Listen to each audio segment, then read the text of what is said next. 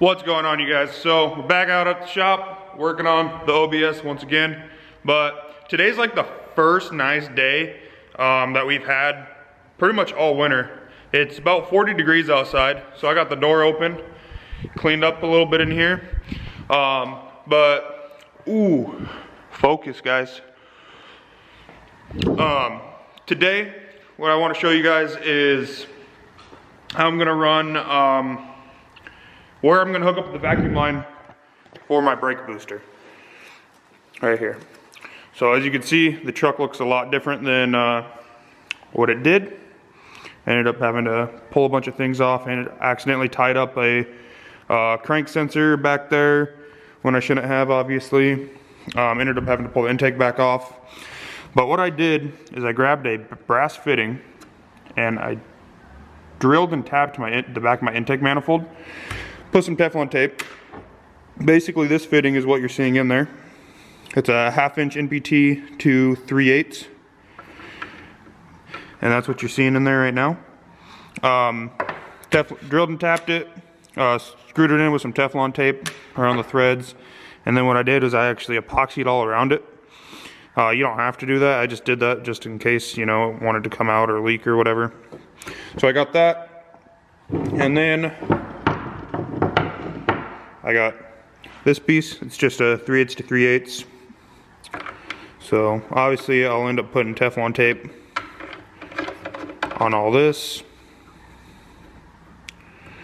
You'll have that, and I got a 3/8 to 1/2 inch barb and a 3/8 to 90.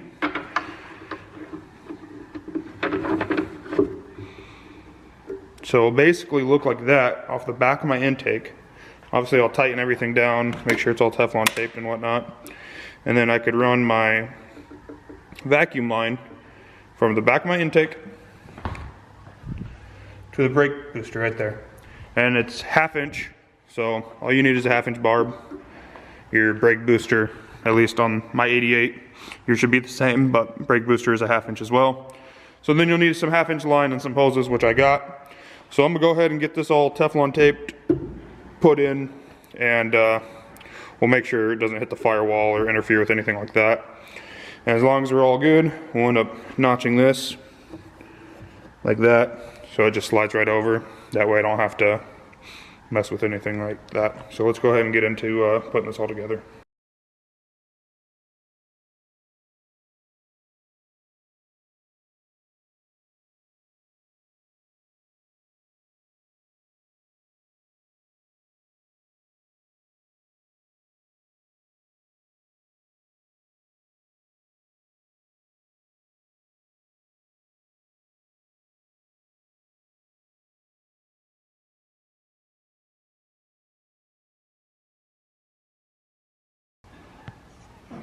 And just like that, it's all put together. Now what I'm gonna do is I'm gonna get this cover basically sitting where it's supposed to by sticking like a screwdriver through here and lining it up with that and the 4 corners. That way I know where it's gonna sit, and then I'll notch out this back so this cover still can slide over it.